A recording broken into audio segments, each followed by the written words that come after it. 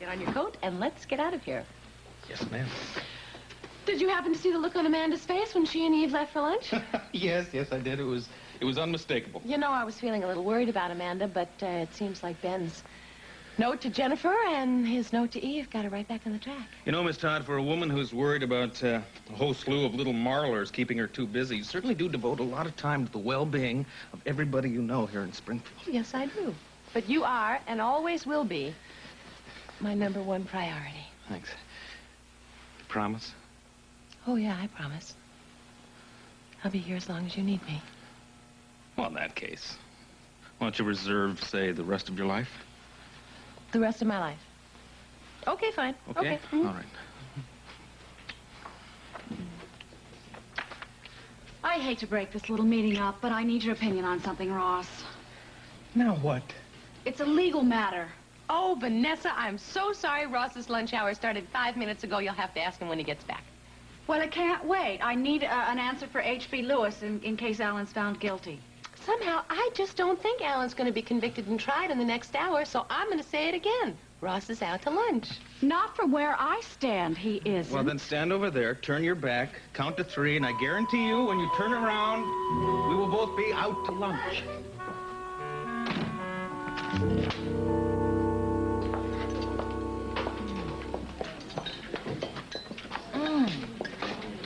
Did Tony make this drink? It's delicious. Probably. Maybe the bartender. When'd you start drinking at lunch? Well, I can't very well toast the success of your new restaurant without a drink. Anyway, I've had a hectic day and I want to relax. Cheers. Cheers. Jackie, when you, went into business for yourself and opened up the shop, did it give you a real sense of pride and satisfaction? It's been so long since I opened that shop. I can't really remember how I felt. Yes, it was nice. Very satisfying. Well, what about now? Is it still exciting? To tell you the truth, I spend so little time there that I almost forget I own it. Excuse me. You know, you are very lucky to have found such a good nurse for Samantha, so if you feel like going into the shop now and then, you can. I suppose. How you two ladies doing? Would you like me to recite the list of luncheon specialties now, or should I get you another drink first? Nothing for me. Jackie, would you like to order? Oh, all right. But I was telling Trish how delicious this drink is. Do you think I could have another daiquiri first? Another daiquiri. Coming right up. Jackie, I realize that we haven't known each other that long, and I'm probably way out of line to even bring this up. What? Well, do you remember when I told you that while Andy and I were married, I started drinking? No. I take that back. I started getting drunk. A lot. Things weren't going very well for us. I knew that Andy was running around with other women, and I just took every excuse I could to grab a bottle of vodka and make sure that I finished it. What I'm trying to say is that the drinking became a habit, way out of my problem, so that by the time I realized just how hooked I was, it was very difficult to stop. Trish, if you're worried about me becoming a lush, don't be. As soon as Alan is found and we know whether he's... Here you go, Miss Smaller. Thank you. I'll tell you what I'm going to do. I'll let you have the menu now, and I'll come back and recite the luncheon specialties for you in a little while, okay? Very good. Excuse me, I get this out of your way. Thank you, Tony. You bet. Jackie, I know that the waiting is awful for you. It's awful for me, too. I mean, Mike is out there somewhere looking for Alan, thinking that the police are going to come help him, and they're not, because they don't even know where he is. But a drink is not going to help my anxiety over his situation. In fact, it would just make me more anxious. You don't have to tell me about anxiety. I've been living with it for weeks, even before Diane was killed. And not even this drink is going to make that anxiety go away.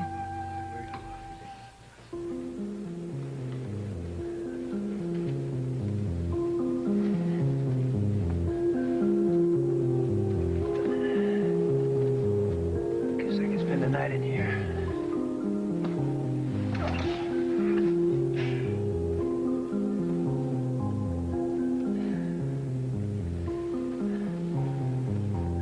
This ankle's about...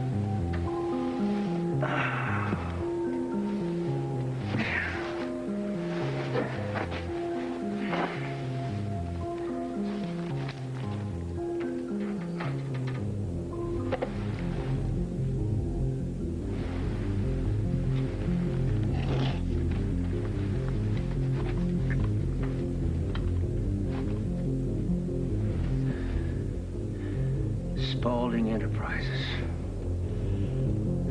Damn, I missed you again.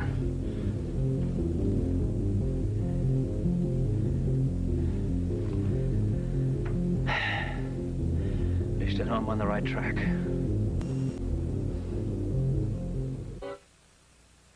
Is this what you call the good times? Freezing to death, trying to eat a health food lunch on a park bench in the dead of November? Now, listen. You may be the tiniest bit chilly now, but why don't you consider the fun we'll have warming up? Spaulding Enterprises. Right in the middle of Alan's office with Vanessa lurking behind the door, looking at our every move. If you thought she was upset before, you ain't seen nothing yet. She's gonna have kittens. I love your laugh, Ross. Don't ever stop, okay? Well, with you thinking up one escapade after another, I don't think I could. What are you doing to that yogurt? I'm trying to eat it and unfreeze it. What are you two doing out here? Having a spot of lunch?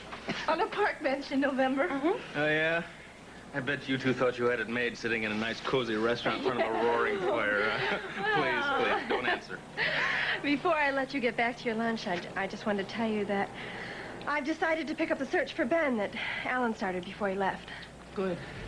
Are you going to start on Idra? Why the hell would Ben be on Idra? Well, it was on the postmark on the card that he sent to Jennifer, and he also said that he was at several other Greek islands, so...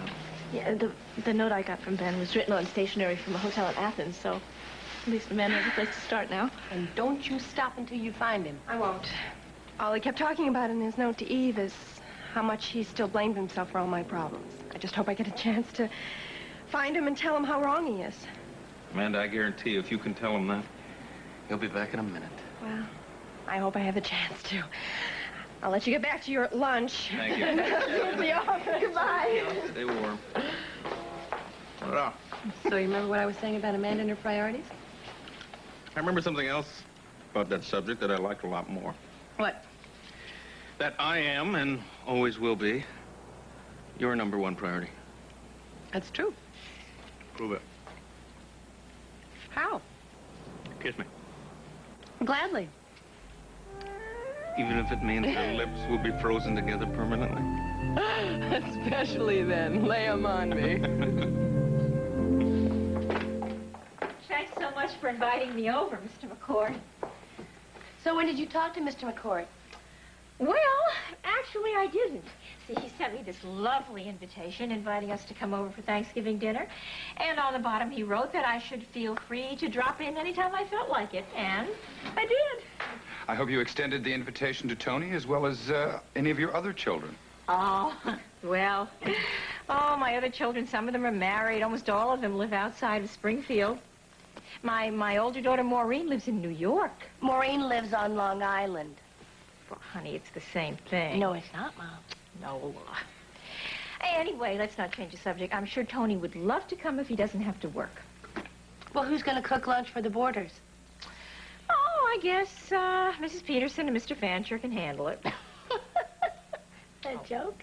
Oh, who is Mrs. Peterson and who is Mr. Fancher? They are very lovely people who have been boarders at our house for a long, long time, and they are very nice. Mom, you've got to be kidding. You have to forgive Nola. She has very little tolerance for the older generation. You have to admit, Nola, they were real nice to you. They decorated the house when you were planning to get married. They went to Mom, all can we that change trouble. the subject, please? I didn't realize you were planning on getting married, Nola. Well, they were just plans, you know, that's all there were. I just really hate to talk about it. I know you do, honey. I'm sorry I brought it up. Mr. McCall, excuse me. You have a call. It's urgent. Ah, thank you, Mrs. Renfield. Do you know who it is? Yes, it's from your colleague. The gentleman who was making the arrangements. Transportation arrangements. It appears he's run into some kind of a problem. He'd like your advice. I see. Would you excuse me?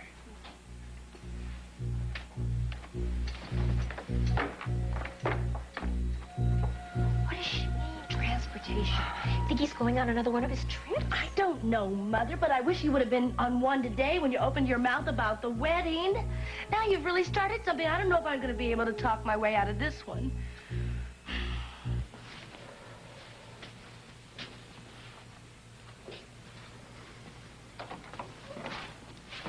Have you heard from your pilot? Not yet, Mr. Jennings. What the hell is going on? He should have picked up my friend by now. Well, perhaps he did, and he's bringing him back here to Las Palmas. But he was ordered to radio back here the minute he got his passenger aboard. Senor, I told you how difficult it would be to navigate a helicopter in those mountains. I'm sure he's concentrating on that and hasn't got time to think about getting back to us. I still wish he would.